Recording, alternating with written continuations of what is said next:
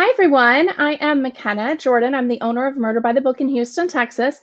I'm sorry for a slight delay. We're getting started a little bit late. Technical issues are always the gift that keeps giving with these virtual events, but we have both the authors here tonight, and it's going to be great. It's going to be well worth the wait.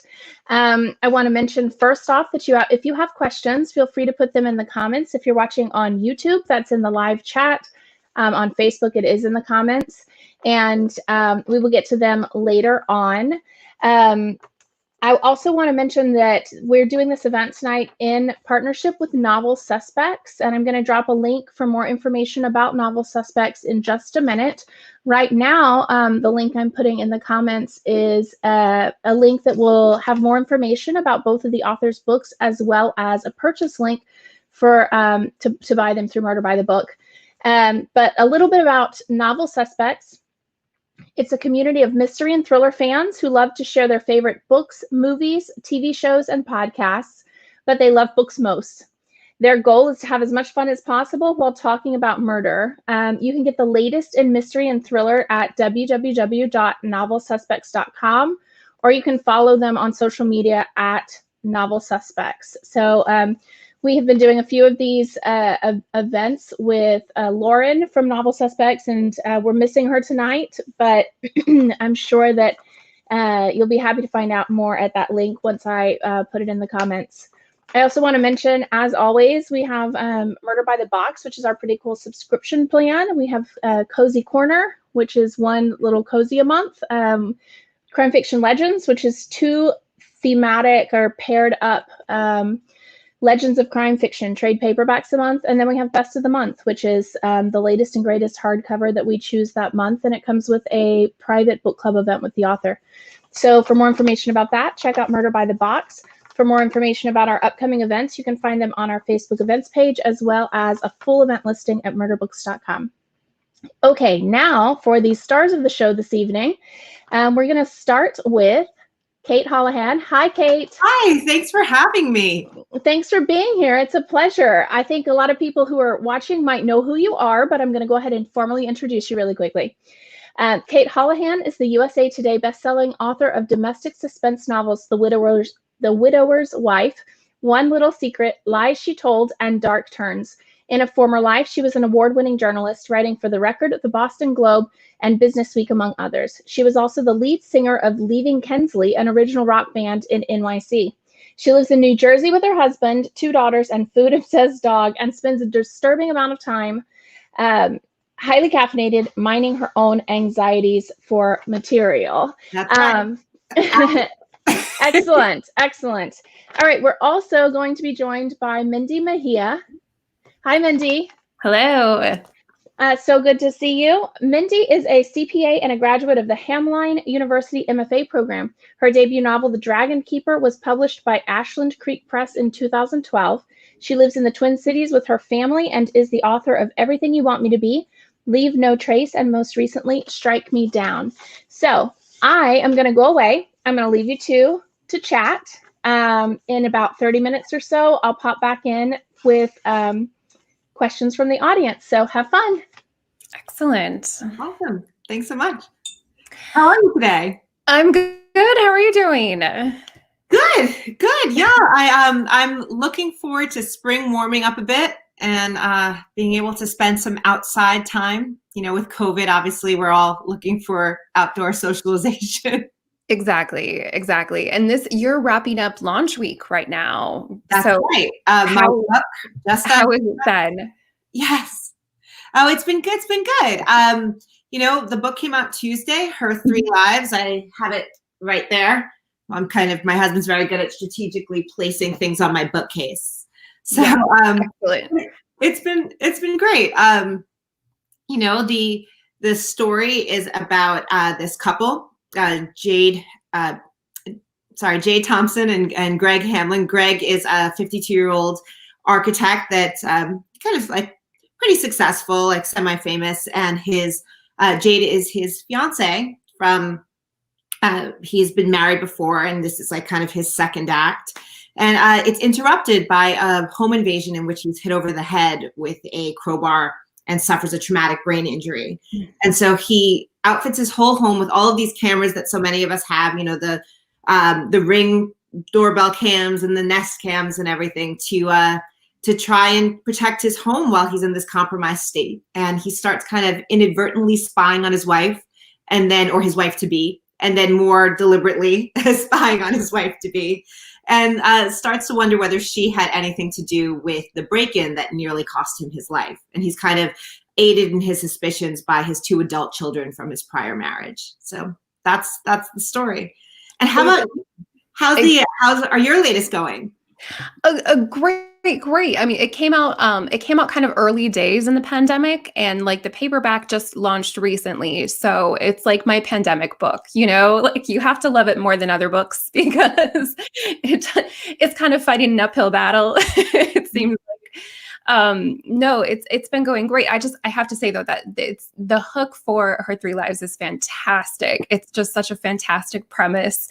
And now that it's out in the world a little bit, like you're starting to get reader reactions now, right? Like, I mean, you get all the advanced blurbs and the press, all of that comes earlier, but now it's out in the wild, like with actual readers. Have you started to hear from people yet?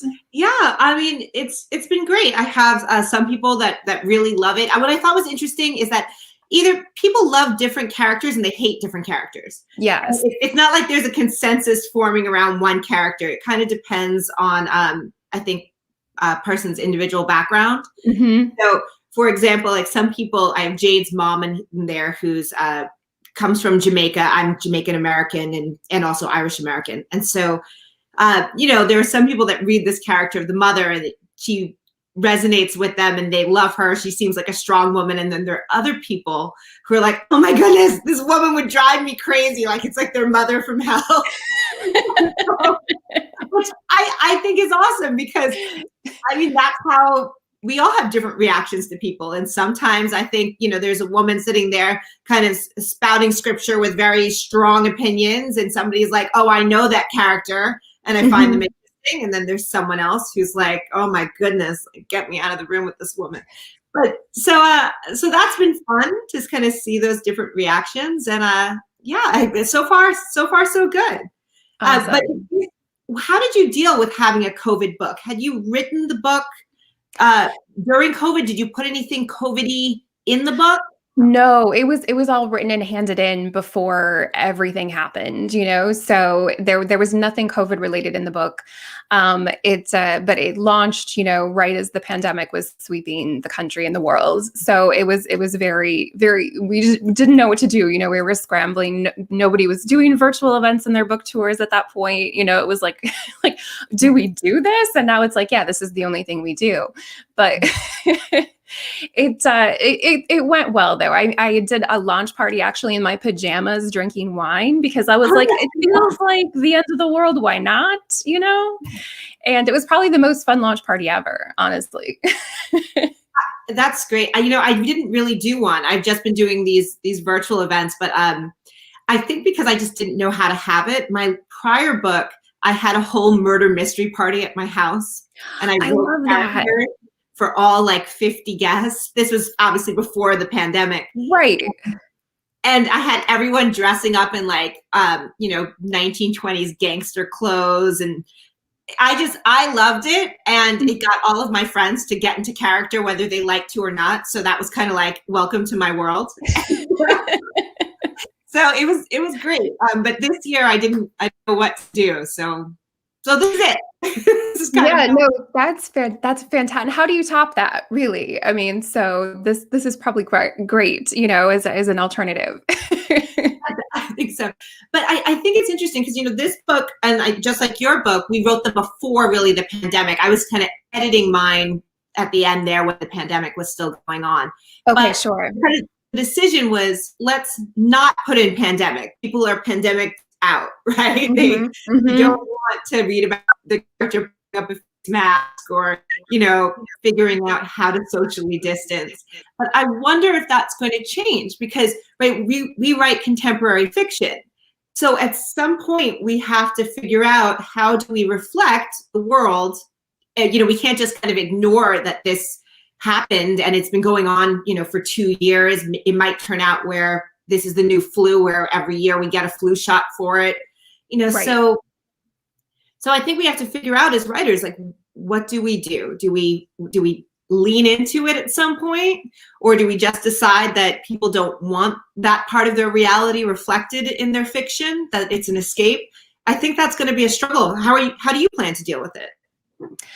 It's, I don't think I would turn away from it just because, if I had a story that made sense to set during the pandemic or in a pandemic, I definitely wouldn't not write it, because I was scared of alienating readers, or, somebody who wasn't in the mood, that you'll always find your readership. I think whatever the story is, it'll find its audience. So I wouldn't turn away from it.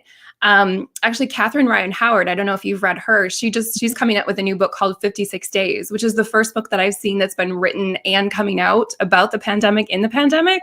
And it's about two characters who, two people who just decide to live together, like right when quarantine lockdown hits, and nobody knows they're living together. And then I think one of them ends up dead. So that's the first one I've seen. But I think that crime fiction is the perfect place, because we do tend to write contemporary. We're writing about the world around us, the issues around us. So I wouldn't be surprised to start seeing a wave. How about you? Or what you're working on now, does it have anything related to? It does, and I hope it's the right decision, because if everything goes well, will be coming out summer 2022, my next one. And I like this idea of these of the eviction moratorium, where on one level it's, it makes a lot of sense. People have already lost their jobs. You don't want a bunch of people homeless, so you say, let's suspend rent for a while. But I thought, well, what if you start to suspect that this person that's living in a house, and I have it where this couple's fallen on hard times and kind of rents out their kind of like upstairs apartment in a townhouse. So it really has been their home, and they're just relinquishing this part of it.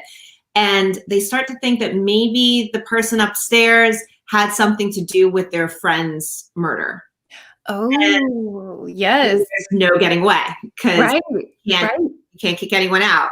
And so I hope that'll resonate with people, and that there'll be just enough distance where people are kind of willing to deal with the pandemic, but in a kind of removed way, where the story isn't a pandemic story, but it has that as the backdrop that adds some complications. Yes, and having that kind of constraint can help the plot work, Otherwise it's like, well, why wouldn't they just kick him out? No, they can't. Yeah, it's perfect. I love that. So summer 2022? Yes, that one. And I right now it's called The Extra Room, but not all my titles stick, so I can't promise that. Yeah, I'm a terrible title picker. It's not my strong suit. It's a different skill than writing like an 80 to 100,000 word novel. This completely. Find the 3 or 4 words that you can put on the cover of a book. Right. But Her 3 Lives, I mean, that title has a very interesting story. So can you talk a little bit about like where that came from? The Garcia Marquez? Well, so if I wasn't writing thrillers, I would love to write magical realism one day, because I find it so kind of emotional and yet fantastical, and it engages my mind. So Gabriel Garcia Marquez obviously wrote 100 Years of Solitude and Life in the Time of Cholera, and he has this quote that says, everyone has 3 lives: public, private, and secret. And the idea behind it is that we need these kind of 3 spheres of existence in order to be complete people. We need to be able to say, okay, this is what I share with everyone. This is just from the people that are closest to me, my intimate circle. And then these are the thoughts and feelings, and even some things from an individual's past that we really just keep to ourselves. And so I wanted to explore the tension between keeping those spheres private, particularly as technology kind of invades and makes it really easy to for all that to blur. I mean, even as authors, we see it, right? We have to blog about our books and tell about our writing process. And sometimes that bleeds over into talking about how we juggle it with our families and our children, which is kind of more private information, right? And so there's that tension there. And in my character, Jade, she's a interior designer and has a blog that kind of is about Caribbean, like kind of Caribbean American lifestyle and home design and aesthetics. And so she shares a lot about her private life as a way to kind of engage her public. And so that becomes a question of like, well, did something she share lead to this break-in? And then there's the whole tension between private and secret, where even when you're with a spouse, you might not want to share everything about you, particularly if the relationship isn't like decades old. I made it where they kind of were fast and furious, fell in love, and 6 months later they're engaged. And so they hadn't gotten to the point where they know every detail about each other yet. And exactly. So but these cameras, are exposing some things that they don't want the other to know. And so that's kind of it. How did you come up with the title for your latest? Strike Me Down. It's actually a line from my my second book, Everything You Want Me to Be. And my working title was Strike Down, but that wasn't really flying with my editors. And so I was thinking more and more about it. Strike Down is the name of the kickboxing tournament that is happening during the book. So $20 million in prize money has gone missing. And the protagonist, Nora, she's a forensic accountant, and she's hired to find the missing millions. And so originally I thought the name of the kickboxing tournament, Strike Down, that was my working title. It didn't quite land, but then I was just paging back through that second book for some reason, and I saw the line "Strike Me Down," and I was like, "Wow, I write the same things over and over." But it was that was what the character prayed every Sunday. Was just kind of like in a game of chicken with God, and so I was like, that's perfect. That is the title. And so I actually did come up with it. It just took me like a year to find it. Well, really good that you did. Yeah. Yeah. So, and I don't have a title for the one I'm working on now, but instead of the pandemic, the theme of this one is kind of working out to be, it's a scientist and a psychic who have to team up to find two missing people. And it's more about knowledge and what knowledge do we know? What knowledge do we trust? And, how do we know truth when we see it, which has also become more and more relevant, in recent years with all the fake news and, just the garbage that you can find everywhere. So that's kind of need to just disseminate fake news and maybe undermine the political process and all of that. Yeah. Yes. So that's kind of the more recent, societal thing it's really seeping into my whip. Right.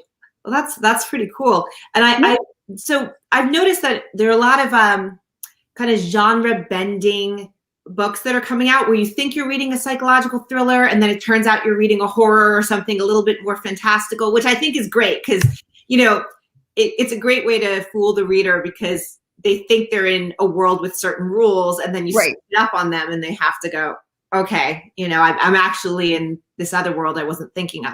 So with this psychic, I was wondering, is that something you're doing or? Yeah, it definitely bends some rules. I mean, I guess it depends on whether you believe in psychics or not. But yeah, it definitely does bend some rules. But I've been really surprised my beta readers have gone with it. Like nobody has questioned me at all. Like a psychic, really? Like they're all in. So I'm happy and running with it. That's definitely cool. And what kind of research do you do? Have you ever gone to a psychic and I've had readings done, kind of just your typical, like palm reading, sort of general readings. I haven't done anything lately, but more of my research has been focused, but I have like historical figures that I'm sort of basing him on, like Edward Casey, who was the sleeping psychic, very famous in the early 20th century. And so more reading, based research for him. How about you? So I heard that Zillow actually played a pretty prominent role in your research for Her Three Lives, which I love because I'm on Zillow constantly. I love Zillow. It has made my job so much easier in some ways because you sitting there and thinking, well, like, where am I going to set? What's this architect's house going to look like? Mm-hmm. And it's like, well, I can look up homes that were made by architects on Zillow, that these not spec houses, but these like really elaborate kind of architectural pieces. Yes. And from there found the actual architect's site that I liked, and then kind of like did a monster mashup of my favorite parts of all of this architect's homes until I had the one that I wanted. I love that. Yes. I mean, but it's amazing. Like I had to figure out how this traumatic brain injury would work, because the character has been hit over the head with this crowbar, and he's recovering and has some PTSD, and he has some brain damage, but it's not given where he was hit. It's not quite clear what aspects of his functioning are really impaired. And there are on YouTube, they have like from soup to nuts, like the actual operation. I could watch like an hour-long operation, and then this doctor from, I think it was Hopkins, explaining like how they put in the plate for the head and why they need to, and before they do that, what the prep is, that I didn't know this, but if you've had that kind of a traumatic brain injury, a lot of times they will remove a piece of skull because they need to reduce the swelling. And then the person who's recovering, they can't just put a plate right in. They have to wait until kind of everything's calmed down. And so they're stuck with a helmet on, and they have to like basically stay in the house, very COVID-like, they have to, they're not allowed out because they're very vulnerable. And when they're walking around with a helmet, and I just, it was great to be able to go on like Reddit and YouTube and find people that had gone through traumatic brain injuries. A lot of people posted photos. It was, I learned a lot. And I also learned that I could never be a doctor. I don't think I have the stomach to actually have, I've never thought to Google or like to look for surgery on YouTube. That's fantastic. I know what my plans for the evening are after this. But I mean, these are clearly like, let's show medical students like what they could learn if they sign up for like neurosurgery program. Yes. Oh, sure. There's an intended audience, but if a crime fiction writer jumps in, who's to say that's a problem? Yeah. No one kicks me off yet. Oh, that's great. So you're talking about genre a little bit earlier. And I mean, domestic suspense, that pretty much would be what you would say Her Three Lives is, correct? I mean, yes. Would you put that in that subgenre? Then, because you've done domestic suspense, I mean, for most of your books, right? Is that where so after domestic suspense, is it straight to magical realism, or are there any stops along the way? No, I mean, I think for right now, I'm really enjoying domestic suspense and a bit of psychological suspense, which I think kind of goes hand in hand, where a lot of times, people are hiding things from their loved ones. And so it's not quite clear when they're speaking how honest they're being. And that's one of the fun things to figure out. Also to figure out how, even if they think they're being honest, maybe they're not being honest with themselves, right? The character of Greg, he's suffering this brain injury. So how much of what he's perceiving and therefore telling the reader about his perceptions is accurate versus, influenced by the PTSD and his growing paranoia and the fact that, he's not processing information perfectly well. Exactly. Yeah. I think out of like the kind of the three main categories of mystery, thriller, suspense is the most subversive, because, the mystery is the look back, like what happened, there's a dead body, what happened. Thriller is like that speeding car chase, like moving forward into the future. But suspense is you can't trust the story that's being told to you right now. You have to question the present, which I think is fantastic when a writer can pull it off like you do. Oh, well, thank you. What I love about it is it's kind of like having two conversations at once. Yes. Having this conversation with the reader where you're presenting everything the characters see, and actually as accurately as you can what they feel, right? It's just that there might be an impairment that's making their perception of reality not accurate. And actually, come to think of it, like most of us, our perception of reality is never fully accurate, right?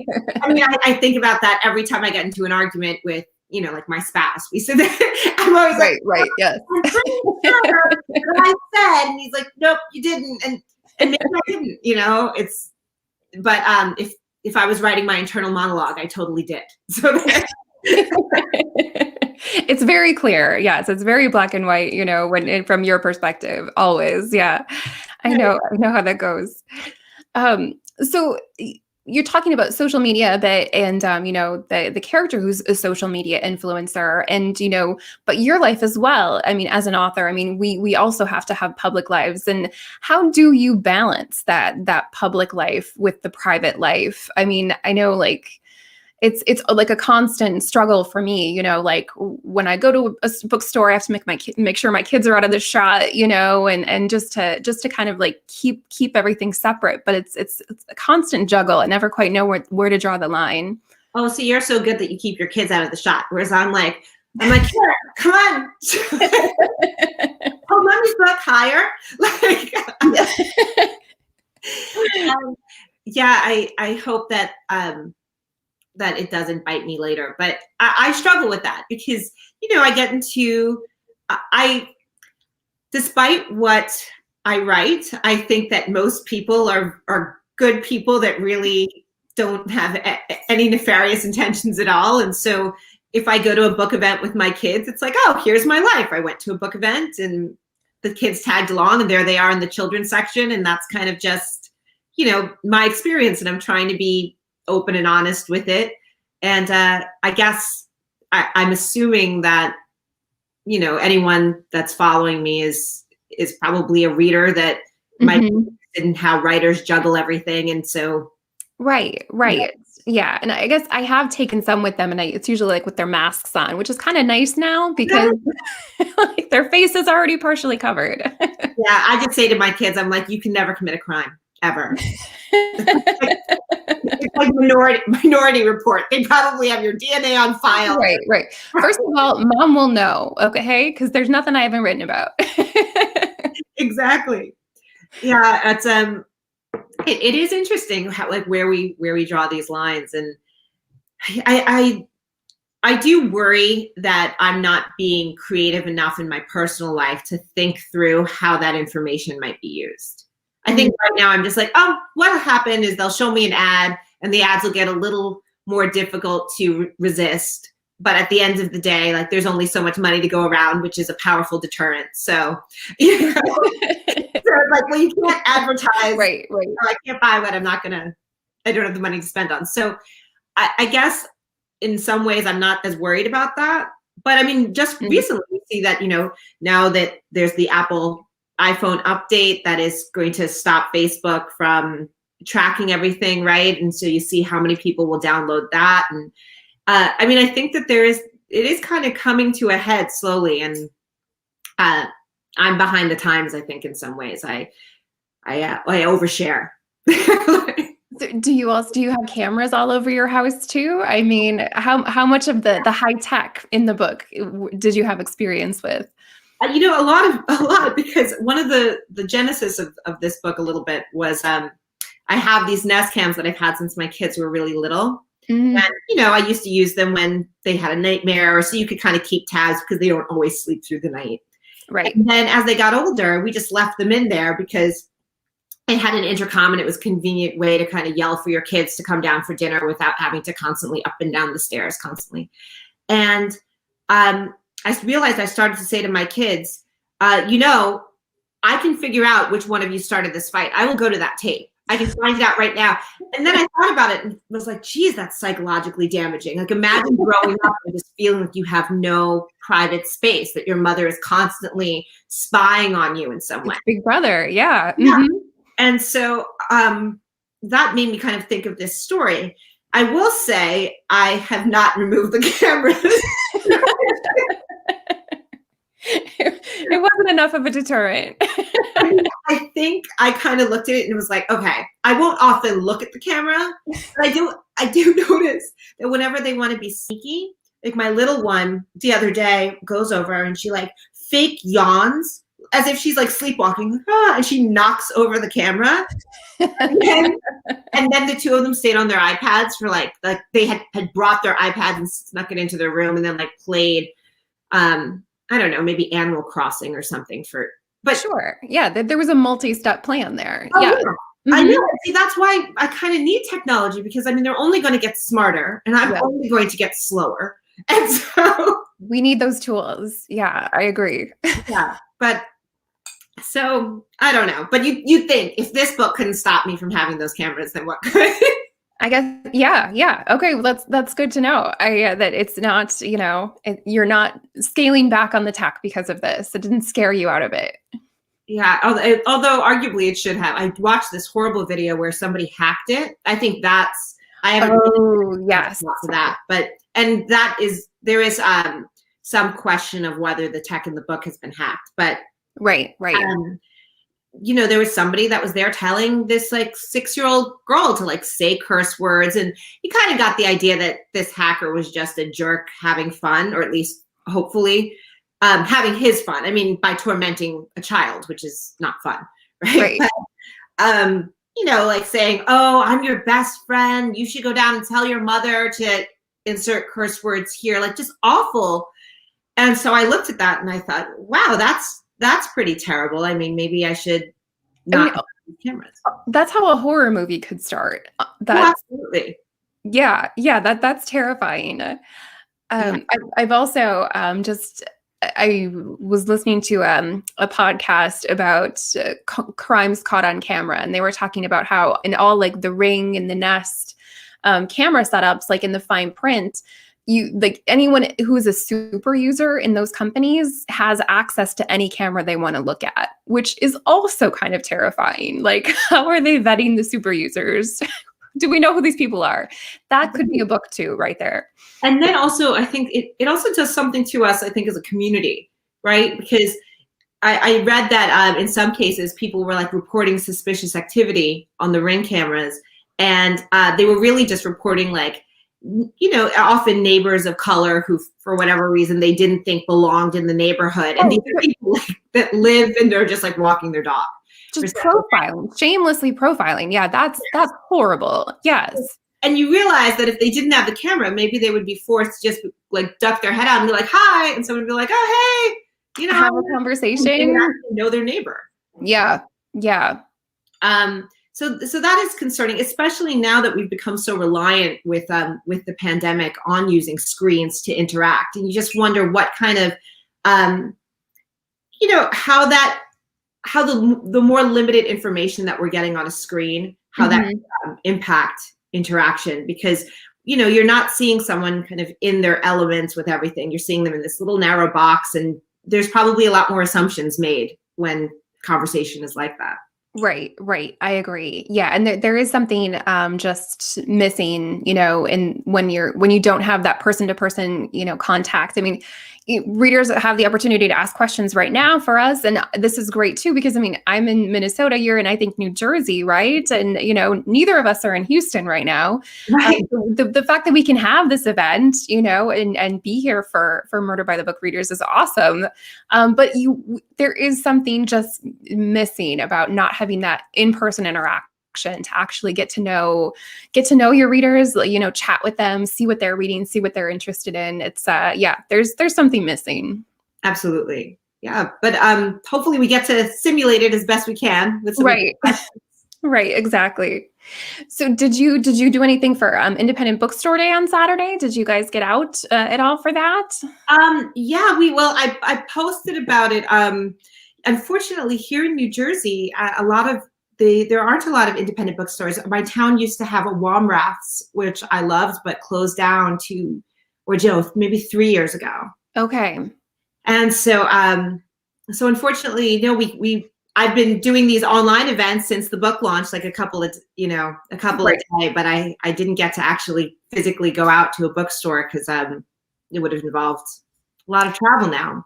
So I do hope that they come back to New Jersey. And I love the story of this bookstore, that a local person sees it and says, "I'm going to buy that bookstore." Yeah, that's fantastic. I was thinking when Womraths was going, I was like, maybe I should try and buy the bookstore, but the rent was a little too steep for my blood. But it's not bad. As a working author and a parent, and you have a lot going on too. To manage an entire bookstore on top of that would be a lot. I'm always seeing how I can make myself the subject of a psychological thriller, like just push it's all research. Right. What's the most interesting thing for research that you've done? Ooh. So my first book actually had a Komodo dragon in it. And so I was not able to go to Indonesia, unfortunately. Budget was prohibitive.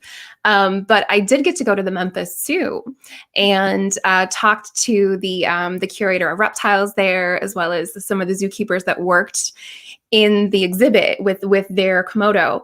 And I got to actually go behind the scenes and I not like not in the exhibit, but I'd done some research where like the first Western explorers who visited Komodo Island thought that the animals were deaf because they had no reaction to gunshots.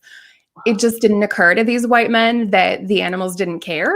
Because they're like dinosaurs. Yeah, it didn't occur to them that they didn't matter, So it was so they were like, oh, they're deaf. Well, that like was part of the early records of discovering these animals, and so I mentioned that to the curator of reptiles, and he was like laughing about it. And then we go behind the scenes to like behind the exhibit, and it had one of those Dutch doors, where like the top of the door opens and the bottom stays closed. So he opens the top and he like leans his head in and he screams, "Jeff," which was the Komodo's name. It was Jeff. And like Jeff is sitting at the front of the exhibit. He's like on a basking rock up there, and he whips around and starts running for the door. And he's like rearing up, like about to come through the door. And like right as at the last minute, the curator slams it shut and he turns to me and he's like, "He can hear." Oh, wow. I was like, oh, you could have told me that. we didn't need to have a 10-foot lizard running at us. I would have believed you if you told me. But that in retrospect, that was so cool to just have that experience and be able to like interact with the animal a little bit. How about you? Like, what's the coolest thing you got to do for research? Well, for my first book, I set it in this like hyper-competitive dance school. It was called Dark Turns. And I'd never danced, and I took ballet for a year while I was writing the book. And it's amazing what people will let you do when you're like, I'm just researching a book, because nobody wants you to get their experience wrong. So yes. I went into a ballet class for like a lot of like former dancers who were now in their 40s or 50s and were keeping it up, but weren't actually performing on a professional level anymore. And so they let me into the class for a year, and then they put me in the recital, but like way in the back, like as far back as you could go. I was next. But you were in the recital. But I think she was pregnant, and so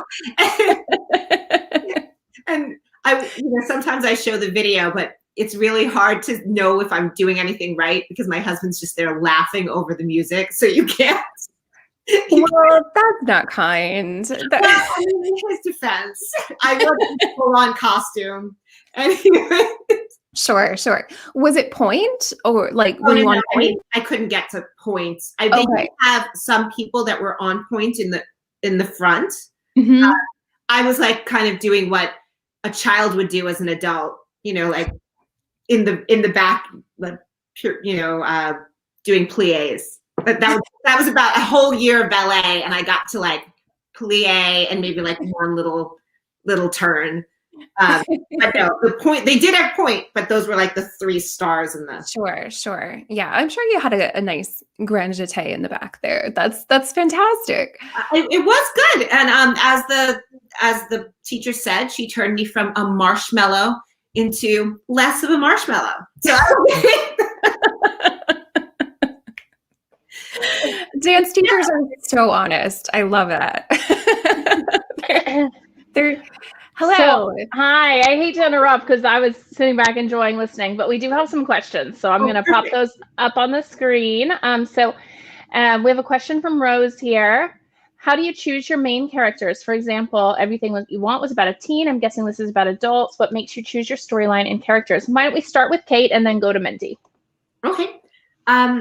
Well, a lot of times I think I have an idea of a situation, and then I think of, well, what person would be in this situation that would make it particularly interesting or suspenseful or complex.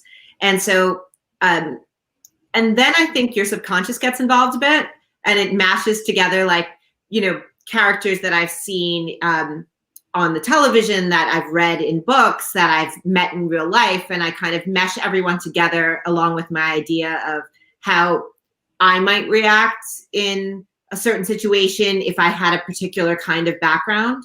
And then plus, you know, I will research. If I'm writing a detective, I'll go find a female detective and interview her and, you know, ride along for the day, which I've done. If I have a psychologist, I'll go find a psychologist. I'm writing a chef character for an upcoming book, and it's like, I went and interviewed a chef. Like so I think that's all comes together, and then that's how I get a character. How about you, Mindy?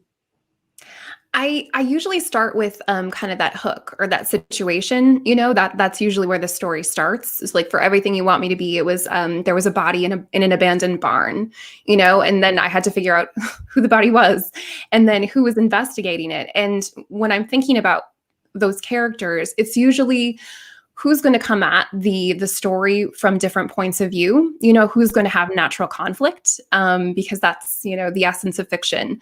So I'm choosing characters that are the most changed by the action of the story, as well as the ones who are in natural conflict with each other. Like for this newest book, a scientist and a psychic, they're not going to get along, you know? So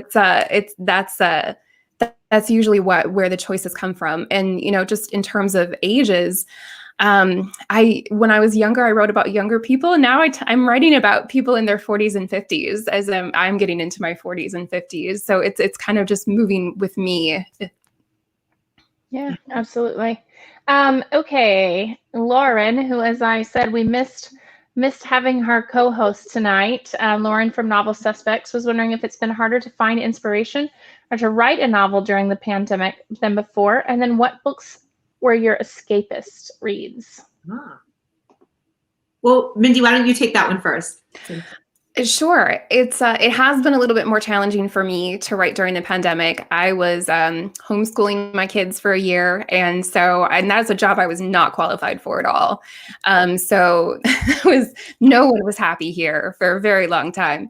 So it definitely did slow me down in terms of my writing, but it also gave me time to think more about this book and to really sink deeper into it than I might have otherwise. So I'm looking at it as a positive still. And then the books that I loved this year, honestly, fantasy. I read so much. I mean, obviously I read a lot of crime fiction as well, but when I just needed to be anywhere else, you know, a completely different planet was the best place for me. That's cool. Great. Yeah. How about you, Kate? Well, I feel you about the homeschooling, especially when it first started in the spring, because, you know, it kind of took everyone by surprise, and the school wasn't quite ready. Right. So a lot of just like these, you know, sheets of like 25 projects, and it was just like, have at it. And you had to figure out how to do it with your kids. I'm lucky in that at least the school, for the past, I would say 6 months, has been like really great. They have figured everything out. And so the virtual school has been pretty good. My kids have not yet gone back to school. So they are still doing virtual school at home. And then they kind of have mom school / other virtual activities. So that definitely does kind of eat into the writing, because that's something that you have to monitor, even if it's virtual. You know, is everyone on? Are there tech problems?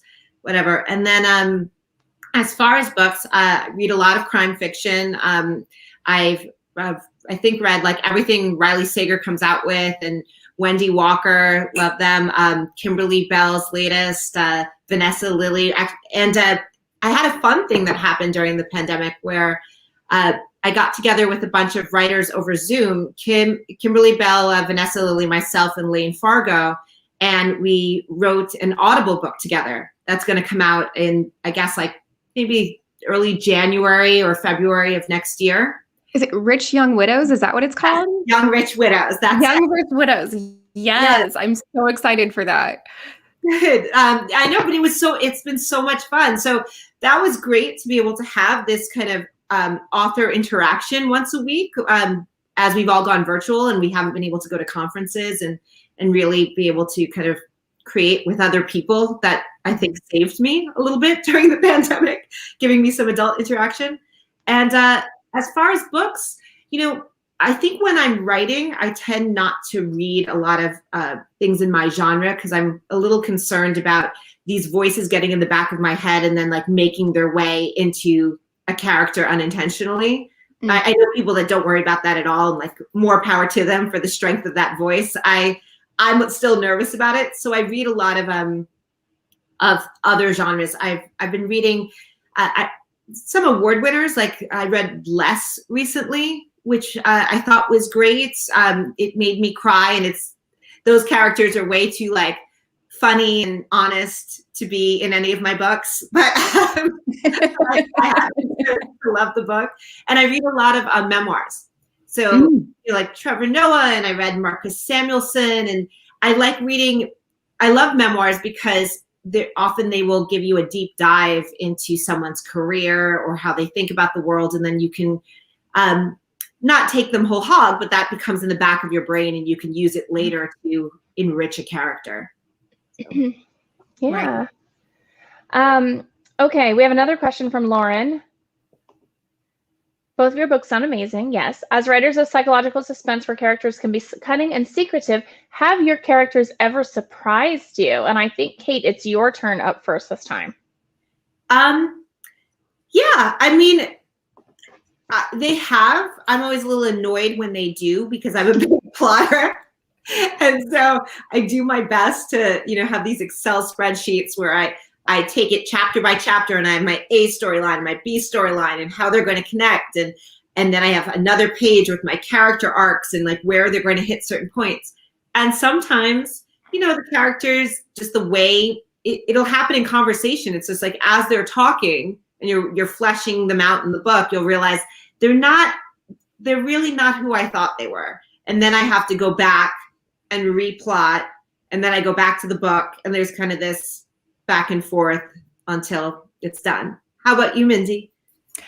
Yeah, they surprise me all the time. I'm not a plotter. I'm in awe of you, Cate, that you can do that and really plot it out in advance and know where you're going.